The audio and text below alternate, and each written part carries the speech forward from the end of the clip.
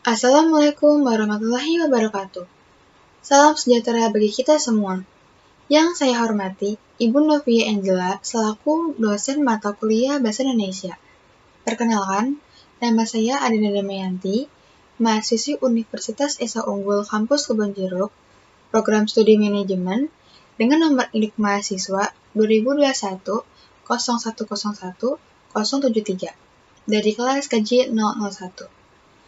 Pada kesempatan kali ini, saya akan menjelaskan mengenai sejarah perkembangan bahasa Indonesia. Bahasa Indonesia merupakan bahasa resmi Negara Kesatuan Republik Indonesia dan bahasa Persatuan Bangsa Indonesia. Bahasa Indonesia dijadikan bahasa nasional sejak tahun 1938. Bahasa Indonesia merupakan sebuah variasi bahasa Melayu dari sudut pandang linguistik di Nusantara sejak lama. Saat ini, bahasa Indonesia merupakan bahasa yang hidup dan akan terus berkembang dengan pengayaan kosakata baru, baik itu melalui penciptaan maupun penyerapan dari bahasa asing ataupun bahasa daerah.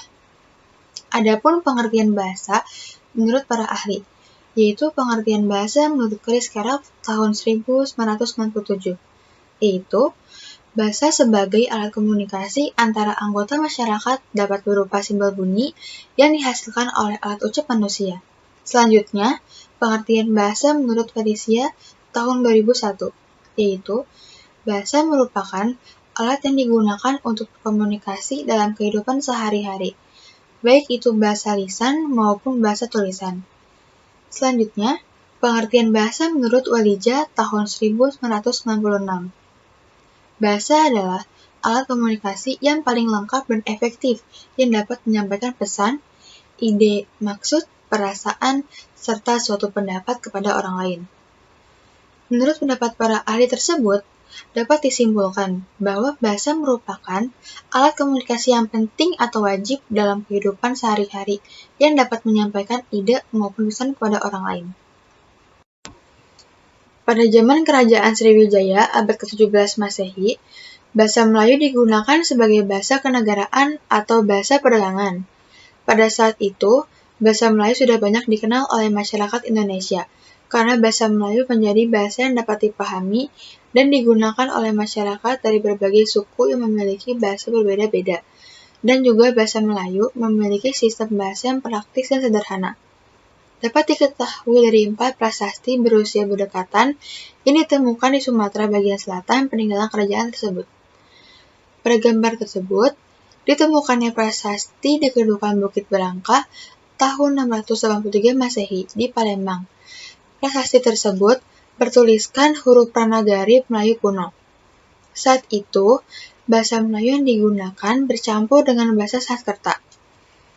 Adapun bukti lain penggunaan bahasa Melayu di berbagai daerah di Nusantara, seperti prasasti Tulang Tua di Palembang yang ditemukan pada tahun 684 Masehi, prasasti Kota Kapur di Palembang tahun 686 Masehi, prasasti Karangbrahi di Jambi tahun 698 Masehi, prasasti Gandasuli di Jawa Tengah pada tahun 632 Masehi, prasasti Bogor di Jawa Barat tahun 942 Masehi, dan prasasti Pagaruyung yang ditemukan pada tahun 1356 Masehi. Semua bukti itu tertulis pada batu nisan di Minye 7, Aceh pada tahun 1380 Masehi. Penemuan prasasti berbahasa Melayu kuno di Jawa Tengah yang berangkat tahun abad ke-9 dan prasasti di dekat Bogor yaitu prasasti Bogor dari abad ke-10 menunjukkan penyebaran penggunaan bahasa di Pulau Jawa. Pada abad ke-15, bentuk yang dianggap sebagai bentuk resmi bahasa Melayu karena bahasa Melayu dipakai oleh Kesultanan Malaka, yang kelak disebut sebagai bahasa Melayu tinggi. Penggunaan bahasa Melayu tinggi terbatas di kalangan keluarga kerajaan di sekitar Sumatera, Semenanjung Malaya, dan Jawa. Malaka merupakan tempat bertemunya para nelayan dari berbagai negara. Para nelayan membuat sebuah kota serta mereka mengembangkan bahasa mereka sendiri dengan mengambil kata-kata terbaik dari bahasa di sekitar daerah tersebut. Kota Malaka menjadi bandar utama di kawasan Asia Tenggara karena posisinya yang menguntungkan. Selanjutnya yaitu perkembangan bahasa Indonesia pada zaman kemerdekaan. Diadakannya Kongres Bahasa Indonesia, muatan dari bahasa Indonesia menjadi lebih komprehensif dan disesuaikan dengan perkembangan zaman. Berikut ini adalah Kongres Bahasa Indonesia yang sudah dilaksanakan, yaitu Kongres Bahasa Indonesia yang pertama, dilaksanakan pada tanggal 25 sampai dengan tanggal 28 Juni pada tahun 1938 di Kota Solo, Jawa Tengah. Kongres pertama ini menghasilkan beberapa kesepahaman dan kesepakatan, yakni urgensi dari usaha pengembangan dan pembinaan bahasa Indonesia telah dilakukan secara sadar oleh para cendekiawan dan budayawan di Indonesia. Selanjutnya, Kongres Bahasa Indonesia yang kedua dilaksanakan pada tanggal 28 Oktober sampai dengan tanggal 1 November tahun 1954 di Kota Medan, Sumatera Utara. Kongres Bahasa Indonesia ini merupakan sebuah tindakan nasionalisasi dari keinginan yang keras dan kuat dari bangsa Indonesia, dan salah satu perwujudan tekad bangsa Indonesia untuk selalu menyempurnakan bahasa Indonesia yang dijadikan sebagai bahasa nasional atau bahasa negara. Pada tanggal 16 Agustus 1972, pemerintah meresmikan penggunaan ejaan yang disempurnakan yang diperkuat dengan adanya keputusan Presiden 057 tahun 1972. Selanjutnya, Kongres Bahasa Indonesia yang ketiga dilaksanakan pada tanggal 28 Oktober sampai dengan tanggal 2 November tahun 1978 di Ibu Kota Jakarta. Kongres ini diselenggarakan dalam rangka memperingati Hari Sumpah Pemuda yang ke-50. Hasil yang didapat dari Kongres ketiga ini yaitu memperlihatkan pertumbuhan, kemajuan, dan perkembangan bahasa Indonesia sejak tahun 1948 dan selalu berusaha optimal untuk memantapkan kedudukan dan fungsi bahasa Indonesia. Selanjutnya, Kongres Bahasa Indonesia yang keempat diselenggarakan pada tanggal 21 sampai tanggal 26 November tahun 1983 di Jakarta. Kongres ini bertepatan dengan Hari Sumpah Pemuda yang ke-55. Hasil yang didapat dari Kongres keempat ini adalah menghasilkan kesepakatan bahwa pengembangan dan pembinaan bahasa Indonesia harus lebih ditingkatkan kembali, sehingga amanat yang tercantum di dalam GBHN yang mewajibkan kepada seluruh warga negara Indonesia untuk menggunakan bahasa Indonesia dengan baik dan benar agar dapat tercapai seoptimal mungkin. Kongres Bahasa Indonesia yang kelima diselenggarakan pada tanggal 28 Oktober sampai tanggal 3 November tahun 1988 di Jakarta. Kongres ini dihadiri oleh 700 pakar bahasa Indonesia dari seluruh Nusantara dan peserta tamu dari negara sahabat seperti negara Malaysia, Belanda, Jerman, Brunei Darussalam, Singapura, dan Australia. Pada Kongres Bahasa Indonesia yang kelima ini, dilahirkannya karya monumental yaitu sebuah kamus besar bahasa Indonesia atau yang bisa disebut sebagai KBBI dan bahasa baku bahasa Indonesia. Selanjutnya Kongres Bahasa Indonesia yang ke-6 yang diselenggarakan pada tanggal 28 Oktober sampai tanggal 2 November di Jakarta. Hasil dari kongres ini adalah pengusulan Pusat Pengembangan dan Pembinaan Bahasa Indonesia ditingkatkan statusnya menjadi Lembaga Bahasa Indonesia, serta mengusulkan disusunnya Undang-Undang Bahasa Indonesia. Kongres Bahasa Indonesia yang ke-7 dilaksanakan pada tanggal 26 sampai tanggal 30 Oktober tahun 1988 di Jakarta. Hasil dari Kongres 7 ini yaitu mengusulkan dibentuknya Badan Pertimbangan Bahasa Indonesia. Kongres Bahasa Indonesia yang ke-8 yang dilaksanakan pada tanggal 14 sampai 17 Oktober tahun 2003 di Jakarta. Hasil dari Kongres ke-8 ini adalah kesepakatan pengusulan bulan Oktober menjadi bulan bahasa. Pada bulan bahasa, diadakannya seminar bahasa Indonesia di berbagai lembaga yang memperhatikan bahasa Indonesia. Selanjutnya, Kongres Bahasa Indonesia yang ke-9, yang diselenggarakan pada tanggal 28 Oktober sampai dengan tanggal 1 November tahun 2008 di Jakarta. Pada Kongres Bahasa Indonesia yang kelima ini, membahas 5 hal utama, yaitu bahasa Indonesia, penggunaan bahasa asing, bahasa daerah, pengajaran bahasa dan sastra, serta bahasa media massa. Kongres ini berskala internasional yang menghadirkan pembicara dari dalam negeri dan luar negeri. Dan yang terakhir yaitu Kongres Bahasa Indonesia yang ke-10, yang diselenggarakan pada tanggal 28 sampai tanggal 31 Oktober tahun 2013 di Jakarta. Hasil dari kongres ini, yaitu Menteri Pendidikan dan Kebudayaan merekomendasikan hal-hal yang perlu dilakukan oleh pemerintah. Fungsi bahasa secara umum ada 4. Yang pertama sebagai bahasa nasional. Bahasa Indonesia memiliki fungsi utama, yaitu sebagai bahasa nasional. Sebagai bahasa nasional, momen yang tak boleh terlupakan yaitu Sumpah Pemuda. Dari situlah akhirnya muncul kesadaran berbahasa yang satu bahasa Indonesia. Yang kedua sebagai alat komunikasi. Manusia sebagai makhluk sosial yang memerlukan bantuan orang lain sebagai mitra berkomunikasi, maka manusia memakai 2 cara untuk berkomunikasi, yaitu dengan cara verbal dan non-verbal. Berkomunikasi secara verbal dapat dilakukan dengan menggunakan alat atau media bahasa lisan maupun tulisan. Sedangkan berkomunikasi secara non-verbal dapat dilakukan dengan menggunakan media berupa aneka ragam simbol, kode, isyarat, dan bunyi seperti tanda lalu lintas, sirene, setelah itu diterjemahkan ke dalam bahasa manusia. Yang ketiga sebagai alat berintegrasi dan beradaptasi sosial. Saat beradaptasi di lingkungan sosial, seseorang akan memilih bahasa yang digunakan tergantung pada situasi dan kondisi yang sedang dihadapi.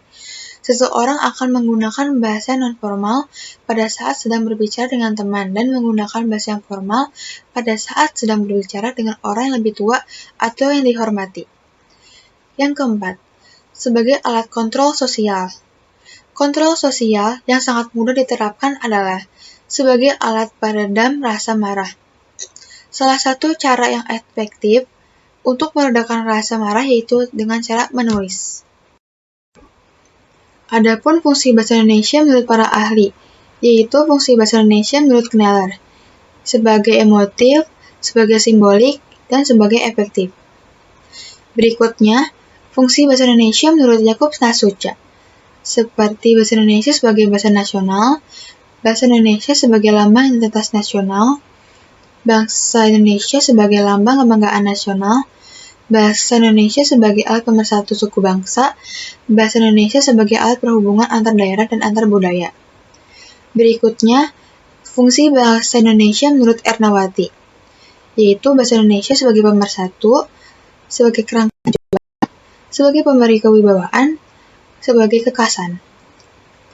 Fungsi bahasa Indonesia menurut pendapat para ahli tersebut dapat disimpulkan bahwa terdapat banyak fungsi dari bahasa Indonesia, seperti bahasa Indonesia sebagai simbolik, Indonesia sebagai bahasa pemersatu suku bangsa, Indonesia sebagai bahasa nasional, dan masih banyak lagi fungsi dari bahasa Indonesia itu sendiri. Kedudukan bahasa Indonesia diidentifikasikan menjadi bahasa nasional, bahasa persatuan, bahasa negara, dan bahasa standar. Keempat posisi bahasa Indonesia itu mempunyai fungsi masing-masing. Bahasa nasional adalah bahasa dengan fungsi jati diri bahasa Indonesia bila berkomunikasi dengan dunia luar Indonesia. Fungsi bahasa nasional ini dirinci seperti berikut, yaitu lambang kebanggaan kebangsaan Indonesia, sarana hubungan antar daerah, antar negara, dan antar budaya, sebagai identitas nasional di mata internasional, dan pemersatu lapisan masyarakat sosial, suku bangsa, budaya, dan bahasa. Bahasa persatuan. Bahasa persatuan merupakan bahasa pemersatu suku bangsa, yaitu pemersatu agama, suku, ras, dan antar golongan, bagi suku bangsa Indonesia dari Sabang sampai Merauke. Fungsi pemersatu ini, yaitu sudah dicantumkan dalam Sumpah Pemuda 28 Oktober 1928. Berikutnya, bahasa negara. Merupakan bahasa yang digunakan dalam administrasi negara untuk berbagai aktivitas dengan rincian yaitu fungsi bahasa Indonesia sebagai pengantar resmi belajar di sekolah dan juga perguruan tinggi. Fungsi bahasa sebagai administrasi kenegaraan. Fungsi bahasa sebagai bahasa resmi kebudayaan dan ilmu teknologi. Fungsi bahasa sebagai perencanaan dan pelaksanaan pembangunan negara Indonesia sebagai negara berkembang. Berikutnya, bahasa baku. Bahasa baku adalah bahasa yang digunakan dalam pertemuan yang sangat resmi. Fungsi bahasa baku sendiri yaitu penambah kewibawaan sebagai pejabat dan intelektual. Pemersatu budaya, sosial, dan bahasa. Sebagai penanda acuan ilmiah dan penulisan tulisan ilmiah. Dan penanda kepribadian bersuara dan komunikasi. Keempat posisi atau kedudukan bahasa Indonesia tersebut mempunyai fungsi keterkaitan dengan antar unsur. Fungsi tersebut adalah kekuatan bangsa Indonesia dan merupakan jati diri bangsa Indonesia yang mandiri dan kokoh. Dengan keempat kedudukan itu, bahasa Indonesia sangat dikenal di mata dunia, khususnya di tingkat regional ASEAN. Dengan mengedepankan kedudukan dan fungsi bahasa Indonesia, eksistensi bahasa Indonesia diperkuat dengan adanya latar belakang sejarah yang argumentatif dan juga runtut. Kedudukan bahasa Indonesia sebagai bahasa negara memiliki fungsi, yaitu bahasa Indonesia sebagai bahasa resmi kenegaraan. Maksudnya, bahwa bahasa Indonesia dapat dipakai dalam kegiatan-kegiatan yang resmi kenegaraan, seperti upacara, peristiwa dan kegiatan kenegaraan, baik dalam bentuk lisan ataupun dalam bentuk tulisan. Salah satu kegiatan tersebut yaitu penulisan dokumen dan putusan-putusan serta surat-surat yang dikeluarkan oleh pemerintah dan badan-badan kenegaraan serta pidato kenegaraan. Berikutnya, bahasa pengantar dalam pendidikan bahasa Indonesia memiliki fungsi di dunia pendidikan di Nusantara. Maksudnya, mulai dari taman kanak-kanak sampai dengan di perguruan tinggi seluruh Indonesia, kecuali pada daerah tertentu yang masih banyak menggunakan bahasa daerah sebagai bahasa pengantarnya seperti Sunda, Aceh, Jawa, Bali, Batak, Madura, dan Makassar. Tetapi hanya sampai di tahun ketiga pendidikan sekolah dasar. Berikutnya, alat perhubungan pada tingkat nasional. Dalam hal ini, bahasa Indonesia bukan saja dipakai sebagai alat komunikasi timbal balik antara pemerintah dan masyarakat luas, dan bukan saja sebagai alat perhubungan antar suku dan antar daerah, melainkan sebagai alat perhubungan di dalam masyarakat yang sama latar belakang, bahasa dan sosial budayanya. Berikutnya, alat pengembangan kebudayaan. Ilmu pengetahuan teknologi. Dalam hubungan ini, bahasa Indonesia merupakan satu-satunya alat yang memungkinkan kita membina dan mengembangkan kebudayaan nasional sedemikian rupa sehingga bahasa Indonesia memiliki ciri-ciri dan identitasnya sendiri yang membedakannya sebagai kebudayaan daerah. Sekian penjelasan yang bisa saya sampaikan. Semoga materi ini bisa bermanfaat bagi kita semua. Kurang lebihnya saya mohon maaf. Wassalamualaikum warahmatullahi wabarakatuh.